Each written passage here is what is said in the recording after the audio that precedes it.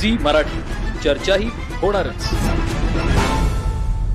इचलकरंजी महानगरपालिकेच्या वतीनं धर्मवीर छत्रपती संभाजी महाराज यांच्या पूर्णाकृती पुतळ्याचं श्री शंभूतीर्थ लोकार्पण मुख्यमंत्री देवेंद्र फडणवीस आणि गुरुवर्य संभाजीराव भिडे यांच्या शुभहस्ते मोठ्या उत्साहात आणि जनसभागातून पार पडला.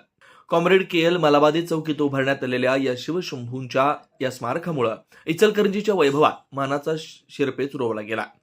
या ऐतिहासिक प्रसंगी बोलताना खासदार धैर्यशील माने म्हणाले की छत्रपती शिवाजी महाराज आणि धर्मवीर छत्रपती संभाजी महाराज यांची इचलकरंजीत घडलेली बाप लेकांची भेट संपूर्ण देशानं पाहिली आहे.